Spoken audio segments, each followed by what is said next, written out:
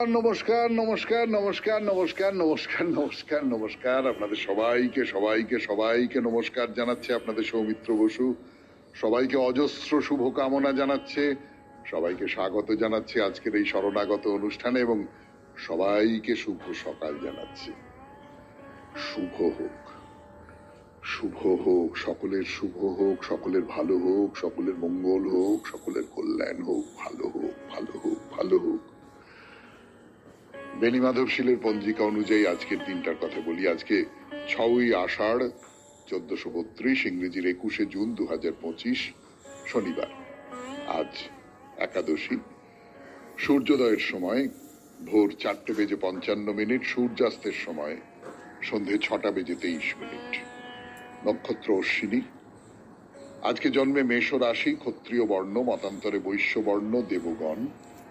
অপরাহ্ন 5:29 গতে নরগণ।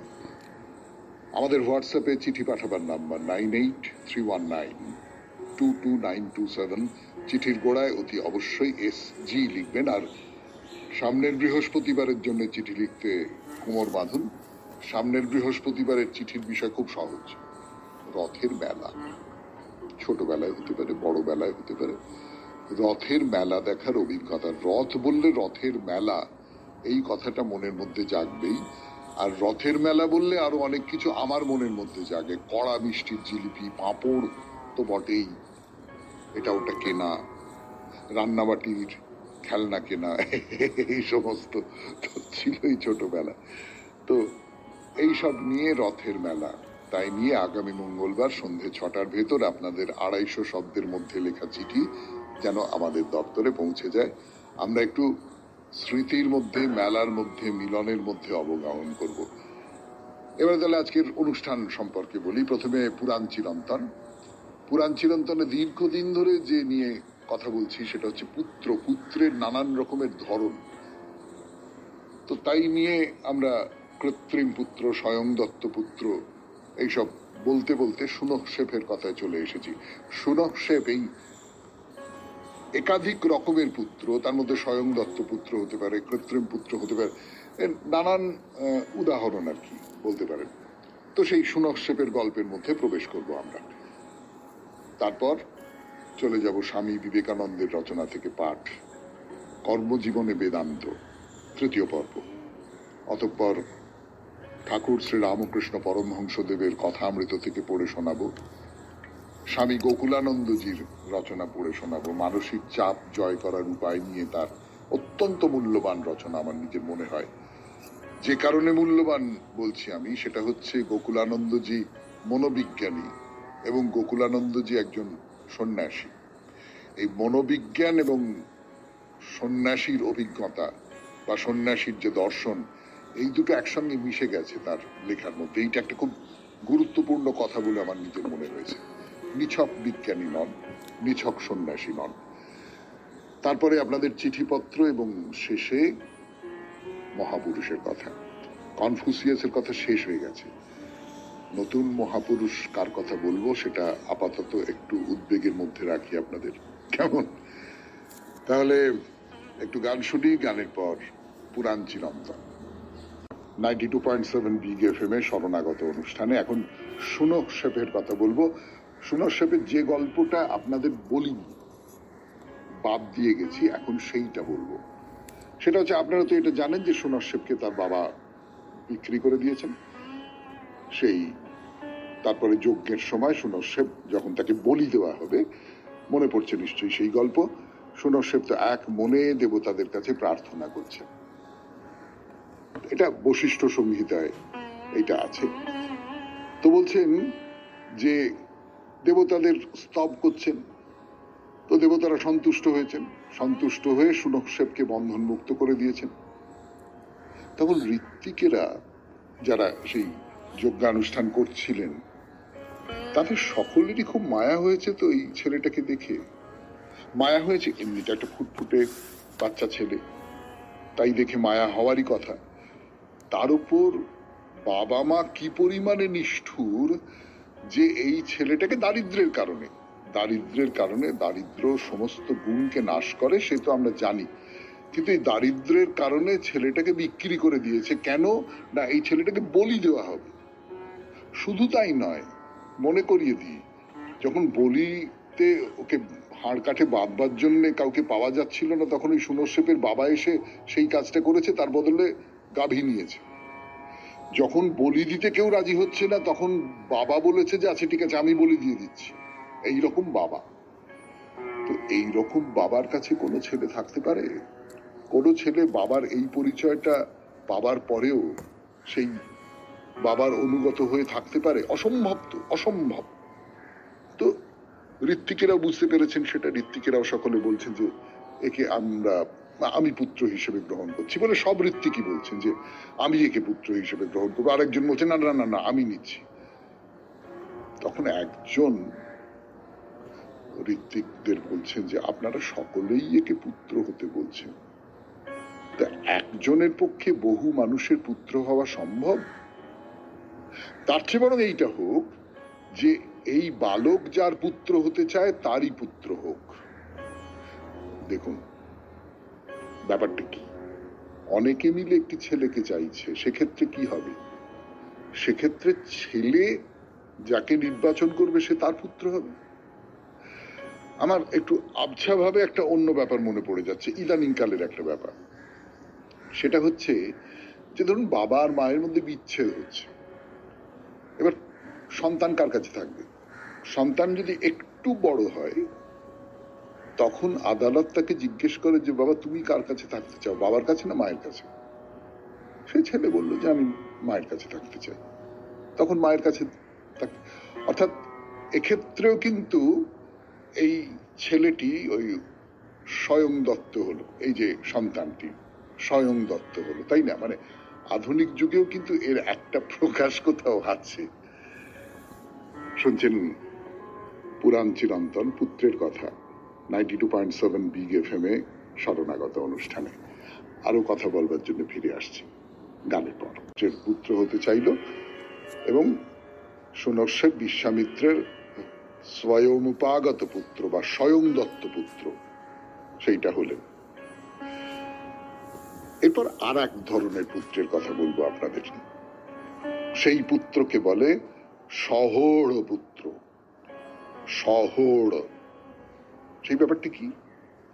সেই ব্যাপারটা হচ্ছে যদি কোনো ব্যক্তি জেনে বা না জেনে কোনো অন্তঃসত্ত্বা বা গর্ভবতী নারীকে বিবাহ করেন, তাহলে সেই গর্ভস্থ সন্তানটি যে ভদ্রলোক বিয়ে করেছেন তার ছেলে হিসেবেই গণ্য হবে এবং এই রকমের ছেলেকেই সহোড় বলা হবে।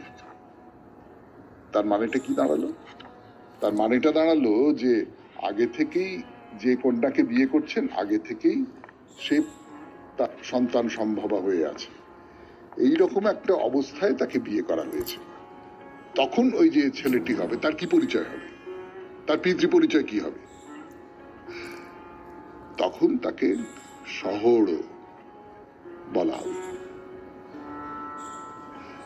মহাভারতে পাণ্ডু যেটা বলছেন কুন্তিকে, তার কথার সূত্র ধরেই তো আমরা এই যে পুত্রের যে নানান রকমের ধরন, সেই নানান রকমের ধরন বলছি।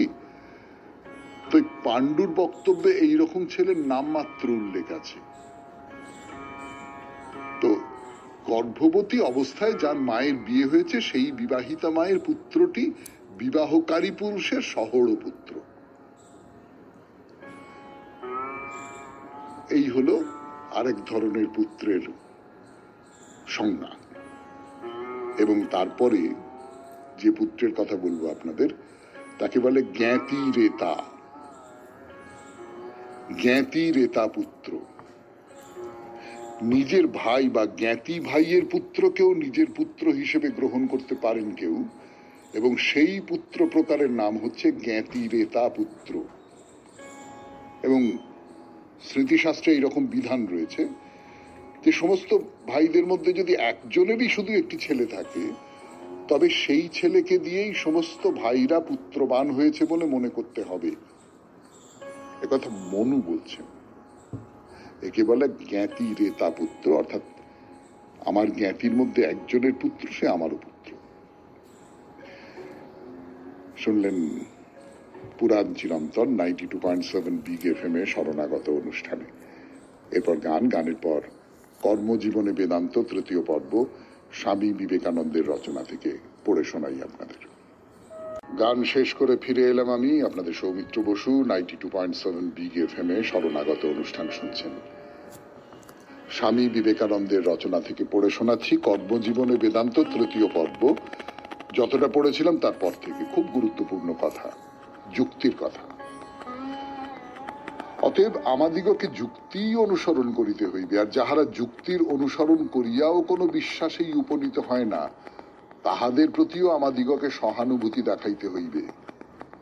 কারণ কাহারও মতে মত দিয়া 20 লক্ষ দেবতা বিশ্বাস করা অপেক্ষা যুক্তির অনুসরণ করিয়া নাস্তিক হওয়াও ভালো।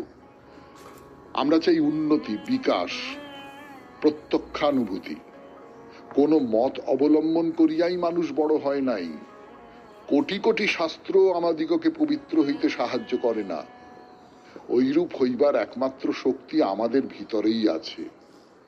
প্রত্যক্ষানুভূতি আমাদিগকে পবিত্র হইতে সাহায্য করে, আর ওই প্রত্যক্ষানুভূতি মননের ফল। মানুষ চিন্তা করুক, মৃত্তিকাখণ্ড কখনো চিন্তা করে না। মানিয়া লওয়া যাক যে মৃত্তিকা সবই বিশ্বাস করে, তথাপি উহা মৃত্তিকাই থাকিয়া যায়। একটি গাভীকে যাহা ইচ্ছা বিশ্বাস করানো যাইতে পারে।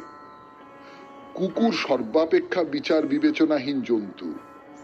ইহারা কিন্তু যে কুকুর, গাভী ও মৃত্তিকা তাহাই থাকিয়া যায়, কিছুই উন্নতি করিতে পারে না। কিন্তু মানুষের মহত্ব এই যে সে মননশীল জীব। পশুদিগের সহিত মানুষের ইহাই প্রভেদ। মানুষের এই মনন স্বভাব সিদ্ধ ধর্ম। অতএব আমাদিগকে অবশ্য মনের চালনা করিতে হইবে। এই জন্যই আমি যুক্তিতে বিশ্বাস করি এবং যুক্তির অনুসরণ করি। শুধু লোকের কথায় বিশ্বাস করিয়া কি অনিষ্ট হয় তাহা বিশেষ রূপে দেখিয়াছি। কারণ আমি যে দেশে জন্মিয়াছি সেখানে এই অপরের বাক্যে বিশ্বাস করার চূড়ান্ত হইয়া গিয়াছে। হিন্দুরা বিশ্বাস করেন বেদ হইতে সৃষ্ট হইয়াছে। একটি গরু আছে যে কিরূপে জানিলে, কারণ গো শব্দ বেদে রহিয়াছে। মানুষ আছে কি করিয়া জানিলে, কারণ বেদে মনুষ্য শব্দ রহিয়াছে। হিন্দুরা ইহাই বলেন। এই যে বিশ্বাসের চূড়ান্ত, আমি যেভাবে আলোচনা করিয়াছি সেভাবে ইহার আলোচনা হয় না। কয়েকজন তীক্ষ্ণ বুদ্ধি ব্যক্তি ইহা লইয়া কয়েকটি অপূর্ব দার্শনিক তত্ত্ব বাহির করিয়াছেন, এবং সহস্র সহস্র বুদ্ধিমান ব্যক্তি সহস্র সহস্র বৎসর এইসব তত্ত্ব কার্যে রূপায়িত করিতে জীবন উৎসর্গ করিয়াছেন। লোকের কথার উপর বিশ্বাসের শক্তি অনেক, উহাতে বিপদও অনেক। এরূপ বিশ্বাস মনুষ্য জাতির উন্নতির স্রোত রুদ্ধ করে। আর আমাদের বিস্মৃত হওয়া উচিত নয় যে উন্নতিই আমাদের আবশ্যক। আপেক্ষিক সত্যের ক্ষেত্রেও সত্য লাভ অপেক্ষা সত্যের অনুসন্ধিৎসাই আমাদের নিকট প্রয়োজন। সত্যানুসন্ধিৎসাই তো জীবন। শুনলেন স্বামী বিবেকানন্দের রচনা থেকে পাঠ, কর্মজীবনে বেদান্ত তৃতীয় পর্ব থেকে। 92.7 বিগ এফএম এ শরণাগত অনুষ্ঠানে এইবারে গানের পর কথামৃত। কথামৃত নিয়ে ফিরে এলাম 92.7 বিগ এফএম এ শরণাগত অনুষ্ঠানে। কথামৃত থেকে পাঠ। ঠাকুর কি বলছেন সেই কথা বলছি আপনাদের। তো একজন ভক্ত জিজ্ঞেস করছেন যে ঠাকুর বলছেন যে আগে বড়বাবুর সঙ্গে আলাপটা করে নাও, তারপর তার কি কি বিভূতি আছে, কি কি সম্পত্তি আছে, কি কি আছে না আছে, অমুক তমুক কটা কোম্পানির কাগজ আছে, কত বড় বাগান আছে, সেসবগুলো পরে জানবে।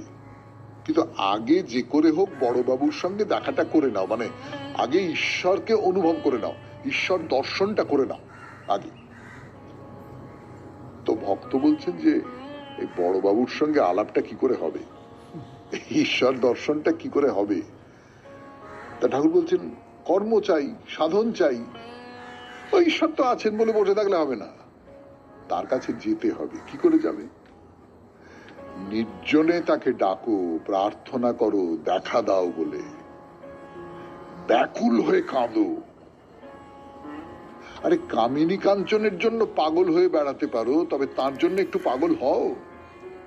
লোকে বলুক না ঈশ্বরের জন্য অমুক পাগল হয়ে গেছে, দিন কতক না হয় সব ত্যাগ করে তাকে একলা ডাকো।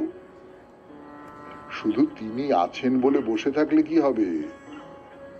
হালদার পুকুরে বড় মাছ আছে, পুকুরের পাড়ে শুধু বসে থাকলে কি মাছ পাওয়া যায়? চার ফেলো, চার করো, ক্রমে গভীর জল থেকে মাছ আসবে আর জল নড়বে, তখন আনন্দ হবে। হয়তো মাছের খানিকটা একবার দেখা গেল, মাছটা ধপাং করে উঠল, যখন দেখা গেল আরো আনন্দ। ভাবুন যে কিভাবে কিভাবে মাছ ধরার সঙ্গে ঈশ্বর দর্শনকে মিলিয়ে দিচ্ছেন ঠাকুর। মাছ ধরার মধ্যে যেমন একটা নিবিষ্ট ধ্যান আছে, চুপ করে বসে আছি, ছিপটি ফেলে চুপ করে বসে আছি, কখন ফাতনা নড়ে কখন ফাতনা নড়ে, ঠিক তেমনি করে ঈশ্বরের জন্য একাগ্র মনে প্রার্থনা করে যাচ্ছি। সেই প্রার্থনা যে কোনো জায়গায় হতে পারে। আমি সমাজ সংসারের মধ্যে থাকতে পারি, তার মধ্যে একটা নির্জন কোণ আমাকে বার করে নিতে হবে, যেখানে চারপাশের সমাজ সংসার সেগুলো আমাকে কোনোভাবে বিরক্ত করবে না। ওই ব্যাগ যেমন করে পাখির চোখের দিকে তাকিয়ে থাকে, পরযাত্রী শোভাযাত্রা ঢাং ঢোং করতে করতে চলে গেল, ব্যাগ টেরও পেল না। ব্যাগ তেমনি করে নিজের ভেতরে নির্জন হয়ে যাও, তেমনি করে আর কোনো কিছু যেন তোমার চারপাশটা একটা বর্মের মতন ঘিরে ফেললে, কোনো কিছু বাইরের কোনো কিছু প্রবেশ করতে পারছে না, এবং তুমি তখন তার কথা ভাবো, ব্যাকুল হয়ে তাকে ডাকো। ডাকলে আস্তে আস্তে আস্তে আস্তে তিনি ধরা দেবেন। অমৃত থেকে পাঠ 92.7 বিগ FM এ শরণাগত অনুষ্ঠানে ফিরে আসছি কথামৃত থেকে আরো কথা বলবার জন্য। শুনছেন স্বামীজি তার রাজযোগ নামে একটা গ্রন্থ আছে, সেখানে বলছেন যে আজকাল লোকে বিশ্বাস করে না যে ঈশ্বর দর্শন হয়। লোকে বলে হ্যাঁ, ঋষিরা বা খ্রিস্ট প্রমুখ মহাপুরুষেরা আত্মদর্শন করেছিলেন বটে, কিন্তু আজকাল আর তা হয় না। তো স্বামীজি বলতে নিশ্চয়ই হয়, অবশ্যই হয়। মনের যোগ বা কনসেন্ট্রেশন অভ্যেস করো, নিশ্চয়ই হৃদয়ের মধ্যে তাকে পাবে। ঠাকুর তো তাই বলেছে। আপনি দেখুন একটাই কথা কিরকম ফিরে ফিরে ফিরে ফিরে আসছে। নরেন্দ্রনাথ যখন একেবারে উদ্ভ্রান্তের মতন নানান জায়গায় গেছেন, গিয়ে বলেছেন যে আমাকে ঈশ্বরকে দেখাতে পারেন, তো সকলেই এটা ওটা নানান রকম বলেছেন। কেউই ঈশ্বরকে দেখাতে পারি এই কথা তো বলেননি, নানান রকম এটা ওটা সব কথাবার্তা বলেছেন। তো ঠাকুরকে বলেছেন যে আপনি ঈশ্বর দেখাতে পারেন? বলে হ্যাঁ পারি। বলে মানে কিরকম? বলে এই যেমন তোর সঙ্গে কথা বলছি সেরকম করে কথা বলতে পারিস তুই। এইটা মানুষটাকে পাল্টে দিল। এবং এই কথাটাই কিন্তু স্বামী বিবেকানন্দ পরে বলছেন, ভেবে দেখুন, যে হ্যাঁ, মনের যোগ বা কনসেন্ট্রেশন অভ্যেস করো, নিশ্চয়ই তাকে পাবে। তো স্বামীজি নিউ ইয়র্কে নামক বলে একটা শহর, সেখানে 1896 খ্রিস্টাব্দে বক্তৃতা দিচ্ছে। তার বিষয়টা হচ্ছে বিশ্বজনীন ধর্ম কাকে বলে, আইডিয়াল অফ ইউনিভার্সাল রিলিজিয়ন। তো বক্তৃতা শেষ হবার পর ঈশ্বর দর্শন যে সব ধর্মের উদ্দেশ্য এই কথাটা বললেন, যে জ্ঞান বলুন, কর্ম বলুন, ভক্তি বলুন, এগুলো সব নানান রকমের পথ, নানান রকমের উপায়, কিন্তু গন্তব্য একটাই, সেটা হচ্ছে ঈশ্বরকে দেখা, ঈশ্বরের সাক্ষাৎ পাওয়া। একেবারে বেদ থেকে মুখ্য উদ্দেশ্যটা হচ্ছে ঈশ্বর দর্শন। এবং এই কথাটা প্রমাণ করবার জন্য স্বামীজি নানান রকম ভাবে নানান কথা বলছেন। এবং এই কথাগুলো কিন্তু ঠাকুর শ্রী রামকৃষ্ণ পরমহংস দেবেরই কথা। তো যাই হোক, আমরা এই শ্রীরামকৃষ্ণ, নরেন্দ্র এবং সর্বধর্ম সমন্বয় নিয়ে দুটো কথা, যেগুলো কথামৃতে আছে, সেইগুলো আপনাদের পড়ে শোনাই।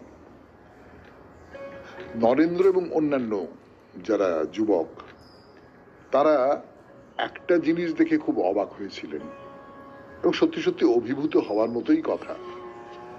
যখন কোনো একটা ধর্মকে আর পাঁচটা ধর্মের থেকে আলাদা করে রাখার একটা চেষ্টা চলছে আজকের দিনে, যে এই ধর্মটা আলাদা, এই ধর্মটা অন্যরকম।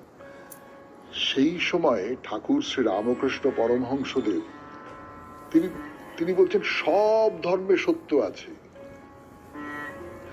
তিনি আরো বলছেন সমস্ত ধর্ম সত্য, প্রত্যেক ধর্ম দিয়ে ঈশ্বরের কাছে পৌঁছানো যেতে পারে।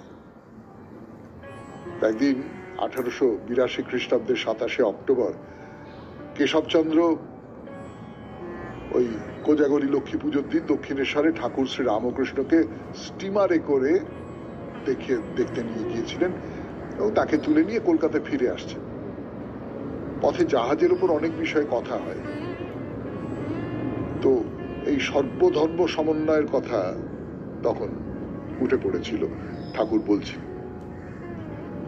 কথামৃত থেকে পাঠ আজকের মতো এখানেই শেষ করছি। এরপর স্বামী গোকুলানন্দের রচনা থেকে পড়ে শোনাবো 92.7 বিগ FM এ শরণাগত অনুষ্ঠানে। গানের পর গোকুলানন্দের রচনা থেকে পড়ে শোনাচ্ছি আপনাদের অন্তঃসত্ত্বার অসীম সম্ভাবনা সমূহ। সুতরাং জীবনের প্রকৃত সত্তায় বিশ্বাস স্থাপনই ইচ্ছা শক্তিকে বাড়িয়ে তোলার চাবিকাঠি। দেহ মনের দিক থেকে বিচার করলে আমরা অবশ্যই নশ্বর, কিন্তু যদি সঠিক বিচার করি আমরা তো ব্রহ্ম বই আর কিছু নই। সে কারণেই আচার্য শঙ্কর বলেছিলেন, জীব ব্রহ্মৈব ন পারা। আমরা মনকে বারংবার উদ্বুদ্ধ করব আমাদের ইচ্ছা শক্তিকে বাড়িয়ে তোলার জন্য, কারণ মানসিক চাপ নিরসনে ইচ্ছা শক্তির ভূমিকা অপরিসীম। বাবা মায়েরা মাঝে মাঝেই অভিযোগ করেন যে বর্তমান প্রজন্মের ছেলেমেয়েরা বড়ই অবাধ্য। এদের উদ্দেশ্যে আমি বলি, আগে আমরা নিজেদের ঠিক মতো গড়ে তুলি, তারপর তো ছেলে মেয়েদের গড়ে তুলব। যে অনন্ত শক্তি সম্ভাবনা নিহিত আমাদের মধ্যে, তাকে যদি না প্রকাশ করতে পারি, যদি মনকে কোনো মানসিক অভ্যাসের আওতায় এনে ঠিক মতো প্রশিক্ষিত না করি, আমরা তো তবে পরিপূর্ণ মানুষই হয়ে উঠব না। নিজেরা যখন পরিপূর্ণ মানুষ হয়ে উঠব, তখনই শুধু ভাববো নবীন প্রজন্মকে সংশোধনের কথা, তার আগে নয়। আমাদের ইচ্ছা শক্তিকে অনুশীলন করার প্রচেষ্টাকে বানচাল করে দেওয়ার মতো বিষয় অনেক আছে। ধরুন, এক ভদ্রলোক স্থির করলেন, আমি আমার জীবনের এক নতুন অধ্যায়ের সূচনা করব, আমি নিয়মিত মিশনে যাব, নিয়মিত ধর্মীয় আলোচনা শুনে নিজেকে সমৃদ্ধ করব, অবশ্যই এক উদ্দেশ্যময় অর্থবহ জীবনযাপন করব। জগতের সস্তা আনন্দে গা ভাসিয়ে যদি আমি আমার মহামূল্যবান সময়টাকে নষ্ট করি, আমার এই জীবনটাই বিফলে যাবে। কোনো কোনো ব্যক্তি হয়তো এইভাবে জীবন শুরুও করলেন, কিন্তু অন্যান্য কেউ কেউ হয়তো চিন্তা ভাবনা না করেই এদের ব্যঙ্গ করে বললেন, আরে দূর, এরকম বোকার মতো রবিবারের সন্ধ্যেটা মাটি করার কোনো মানে হয়? বরং ক্লাবে গিয়ে টেলিভিশন দেখুন, অনেক কাজে দেবে। এরকম মিশনে গিয়ে সময় নষ্ট করছেন কেন? এই ধরনের ব্যঙ্গ আর সমালোচনা সত্যি সহ্য করা কষ্টকর। এগুলো তো হয় আমাদের জীবনে, প্রত্যেকের জীবনেই হয়। আমি যদি পুরনো পথ ছেড়ে একটা নতুন পথে যাওয়ার চেষ্টা করি, তাহলে তো এরকম হয়। শুনলেন স্বামী গোকুলানন্দের রচনা থেকে পাঠের পর আপনাদের চিঠিপত্র। ফিরে আসছি আমি, আপনাদের সৌমিত্র বসু। গানের পর পড়ব সৌমিত্র চট্টোপাধ্যায়ের চিঠি, বারুইপুর থেকে লিখেছেন। গানের পর এবার সৌমিত্র চট্টোপাধ্যায়ের চিঠি, বিষয় গঙ্গা, 92.7 বিগ FM এ শরণাগত অনুষ্ঠানে। গঙ্গার সঙ্গে আজন্ম পরিচয়। শিশু বয়সে ইছাপুর নবাবগঞ্জে গঙ্গা তীরে মামার বাড়ির দোতলার ঝুল বারান্দায় বসে দেখতুম বিরাট চওড়া গঙ্গা জোয়ার ভাটায় কুলুকুল সঙ্গীতে চারিদিক আমোদিত করছে। সওয়ারে নৌকো ওপারে চাঁদদানি ঘাট থেকে এপারে নবাবগঞ্জ ঘাটে যাত্রী পারাপার করছে। গাধাবোট কি পালতোলা জেলে নৌকো বয়ে চলেছে দূর গাঁগঞ্জের পানে। ওপারে চাঁদদানি ভদ্রেশ্বরের পাটকলের চিমনির কালো দাড়ি পেরিয়ে সূর্য পাটে বসত। গঙ্গার জলে গাছগাছালির দীর্ঘ ছায়া আনমনা করে দিত। খিদিরপুর ডকে দাঁড়ানো দেশি বিদেশি বড় বড় জাহাজের গায়ে গঙ্গার ছলাৎ ছলাৎ কথার সুর বুকে ঢেউ তুলত। ডায়মন্ড হারবারের গঙ্গার ওপারের কুমড়োখালির কালো বনরেখা দিক চক্রবালে রহস্যময় জগতের রোমাঞ্চকর গল্প। কিন্তু এবারে মে মাসে চারধাম কেদার বদ্রী গঙ্গোত্রী যমুনোত্রী দর্শনে গঙ্গার উৎস মুখের পানে গিয়ে যে অভিজ্ঞতা সঞ্চয় করলাম, সে জন্ম জন্মান্তরের স্মৃতির সেরা ভান্ডার। জীবনটা এমনি সব স্মৃতির কাঙাল করে রেখেছে আমায়। হরিদ্বারে গঙ্গাকে দেখলাম তীব্র স্রোতের হাহা রবে দুকুল উজিয়ে চলেছে বাঁধনহারা উল্লাসে। হারকি পৌড়ি, বিপুল শিবমূর্তি, গগনচুম্বী ত্রিশূল, গঙ্গাপাড়ের জমাটি শোভা, বরফ শীতল গঙ্গা জলে ডুব দিয়ে অন্তর্লোক শুদ্ধ হলো। চারধামের পথে পঞ্চপ্রয়াগ দর্শনের প্রথমটিতেই ধূসর স্রোতস্বিনী ভাগীরথী পান্না সবুজ অলকানন্দায় মিশে দেবপ্রয়াগ। গাড়োয়াল রেঞ্জের বিষম খাড়াই হিমালয় পর্বতমালা অনেক উঁচুতে অসীম আকাশগঙ্গাকে স্পর্শ করে অতলান্ত গভীর খাদে গঙ্গার জলে পা ডুবিয়ে সমাহিত। পাথর ফুঁড়ে শব্দব্রহ্মে তরঙ্গ ভঙ্গে উচ্ছ্বসিত ভাগীরথী খাদের কিনারায় দাঁড়িয়ে হাজার হাজার ফুট নিচে গঙ্গাকে দেখছে অবাক বিস্ময়ে। দেবপ্রয়াগে পুণ্য স্নানে কত লোক, অতি ক্ষুদ্র কালো পিঁপড়ের মতো লাগে। হর্সিলের বিপুল খাড়াই পর্বতের গায়ে ঘন সবুজ আপেল বাগান চেরা পাকদণ্ডী পথে চলেছি। নজরে আসে পর্বতের গহন আধার ফাটিয়ে বিপুল তরঙ্গে তীব্র বেগে গঙ্গা বেরিয়ে আসছে। ফেনিল ও জলরাশি কণা বাতাসে উড়ে গা ভিজিয়ে দিচ্ছে। হিম ও শীতল জলকণা আর শরীরের রোমাঞ্চের শিহরণ মিলেমিশে একাকার। আরেক জায়গায় কলধ্বনি মুখর গঙ্গা ঝর্ণা ধারায় উচ্ছ্বলিত। অজস্র শিলাখণ্ড স্রোতের ঘর্ষণে ক্ষয়ে গিয়ে শিবলিঙ্গের আকার ধারণ করেছে। বিষ্ণুপ্রয়াগে দেখলুম গঙ্গার অলকানন্দা তীব্র শব্দে গগনচুম্বী ধ্যানগম্ভীর পর্বতমালাকে সচকিত করে বয়ে চলেছে। অযুত উপলখণ্ডে বিপুল গর্জনে যেন দুই নদীর চুলোচুলি বেঁধেছে। চলার আনন্দে তাদের হা হা অট্টহাসির শব্দ চারিদিক মাতিয়ে বুকের ভেতরেও অপরিচিত আলোড়ন তুলল। স্ত্রী কন্যা আনন্দে অশ্রু সজল। আমি বিহ্বল, গঙ্গোত্রীতে এসেছি। এখানেই মা গঙ্গা গোমুখ থেকে নেমে শিবের জটাবদ্ধ হন। ভগীরথ নাকি এখানেই শিবকে তপতুষ্ট করে গঙ্গাকে জটামুক্ত করেন। আমরা গঙ্গা ঘাটে বসে পুজো করার সময় পুরোহিত সেই কাহিনী বলছিলেন। দেখলুম অনেক উঁচুতে তুষার ধবল গঙ্গোত্রী হিমবাহ শৃঙ্গ সুনীল আকাশে জলজল করছে। দুর্দান্ত গতিতে পাশ দিয়ে ছুটে চলেছে গঙ্গা। সূর্যকুণ্ডে দেখা গেল অভিনব হলুদ বরণ পাথর বিদীর্ণ করে তীব্র কোলাহলে লাফিয়ে পড়া গঙ্গাকে। মহাগর্জনে ঝরে পড়ছে গৌরীকুণ্ডের গভীর খাদে। এখানেই নাকি শিব জটামুক্ত গঙ্গায় স্নান করেন গৌরী পার্বতী। অবিস্মরণীয় অভিজ্ঞতা, মন ভরে গেল চিরতরে। এই বিষয়ে লিখতে পেরে নিজেকে ধন্য মনে করছি। প্রণাম সৌমিত্র বাবু। সৌমিত্র চট্টোপাধ্যায়, বারুইপুর, কলকাতা 144। অনেক ধন্যবাদ সৌমিত্র বাবু এই গঙ্গা দর্শনের বিবরণ দেবার জন্য। এবারে গানের পর মহাপুরুষের কথা শুনছেন শরণাগত 92.7 বিগ এফএম এ। মহাপুরুষের কথা 92.7 বিগ এফএম এ শরণাগত অনুষ্ঠানে প্রত্যেক শনিবারে আমি কোনো না কোনো একজন মহাপুরুষের কথা বলি, এবং সেটা যে একটা শনিবারই শেষ হয়ে যায় এমনটা নয়, ধারাবাহিকভাবে সেই মহাপুরুষের কথা কিছুদিন ধরে বলা। আপনারা যারা শরণাগতের পুরনো শ্রোতা তারা তো সকলেই জানেন, তাদের জন্য বলছি না, কিন্তু অনেকেই তো নতুন শোনবার জন্য আসেন, তাদের জন্য বলছি। যেমন এর আগের শনিবারে আমরা শেষ করেছি চীনা দার্শনিক মহাপুরুষ কনফুসিয়াসের জীবন কাহিনী। আজকে একজন নতুন মহাপুরুষের কথা বলা শুরু করব। তার নাম বলবো না, নামটা পরে বলা যাবে। আপাতত একটা কি বলবো সাসপেন্স রেখে শুরু করি, যেমন সবসময় রাখি। সেটা হচ্ছে যে মানুষটি জার্মান, একজন ধর্মযাজক, তার পরনে ধর্মযাজকের পোশাক, তার হাতে একতাড়া কাগজ আছে। সেই একতাড়া কাগজ নিয়ে তিনি একটা গির্জার সামনে এসে দাঁড়িয়েছেন। গির্জার একদিকে একটা বিরাট দরজা, এই দরজার গায়ে উটেনবার্গ বিশ্ববিদ্যালয়ের যা কিছু নোটিশ, মানে ওখানে একটা নোটিশ বোর্ড আছে, সেই নোটিশগুলো টাঙানো হয়। এই যে তরুণ যাজক যার কথা বলছি, তার হাতে একটা যে একতাড়া কাগজ, সেটা হচ্ছে একটা ঘোষণাপত্র। এতে পোপ সম্পর্কে অনেকগুলো অভিযোগ করা হয়েছে যে তিনি যে কাজগুলো করছেন সেই কাজগুলো, পোপ যে কাজ করেন সেই কাজগুলো ধর্মসঙ্গত নয়, ধর্মবিরোধী। কোন কোন দিক থেকে ধর্মবিরোধী কাজ করেন পোপ বলে মনে হচ্ছে এই যাজক, তরুণ যাজক মানুষটির? 95টা পয়েন্ট আছে তার এই ঘোষণাপত্রে। 95টা দিক থেকে তিনি দেখিয়েছেন যে পোপ যে কাজকর্মগুলো করছেন সেই কাজগুলো ঠিক ঠিক কাজ নয়।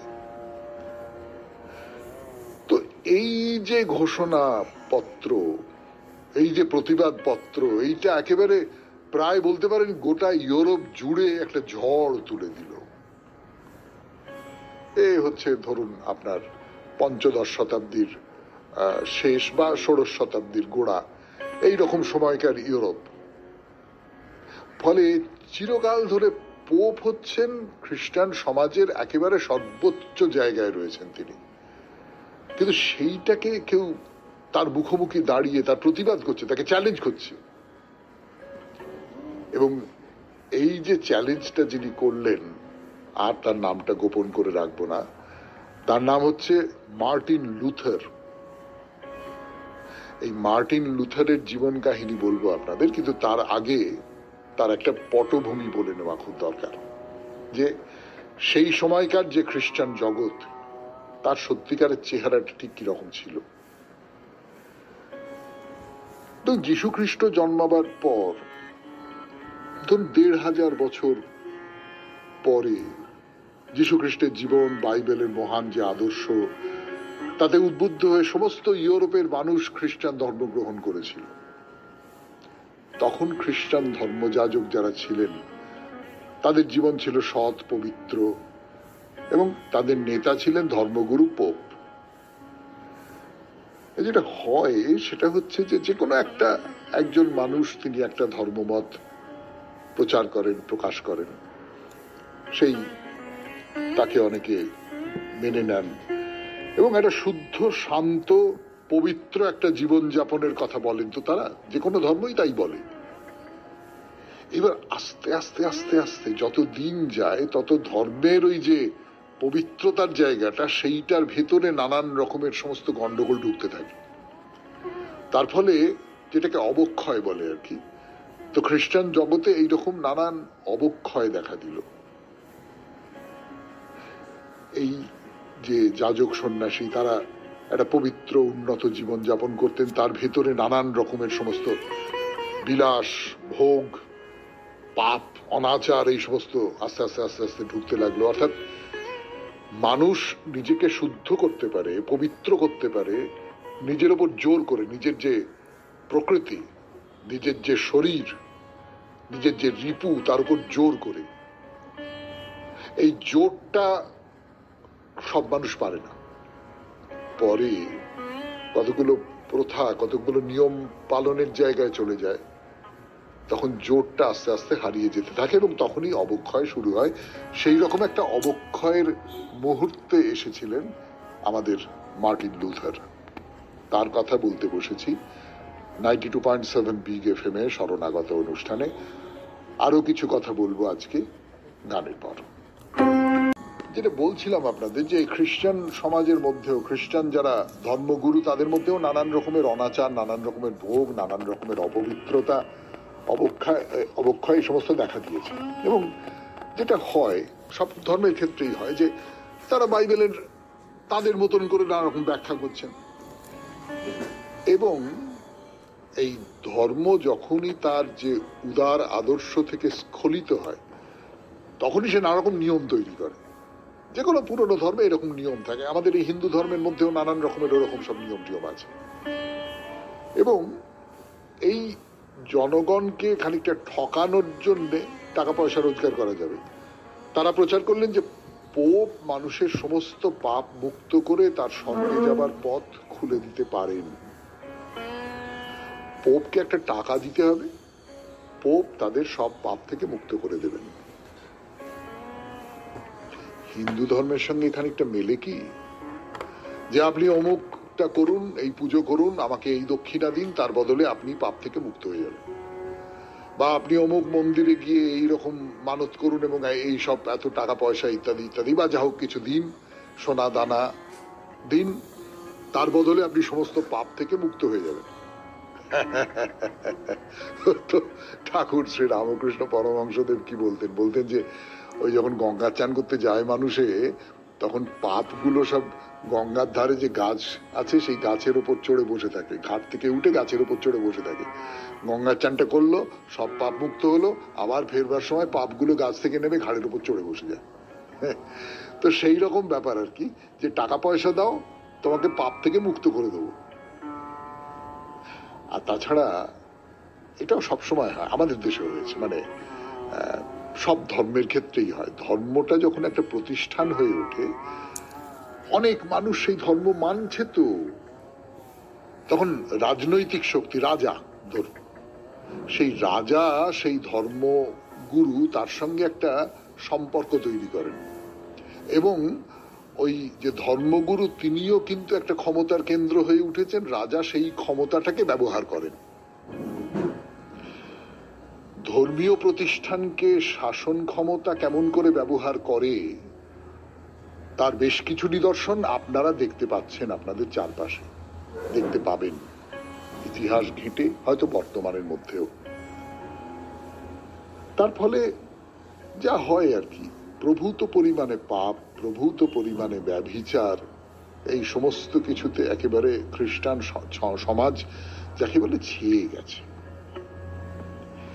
ধর্মের এই যে ভয়ঙ্কর অবক্ষয়, সেই যুগে 1483 সালের 10ই নভেম্বর তারিখে মার্টিন লুথার জন্মগ্রহণ করেন।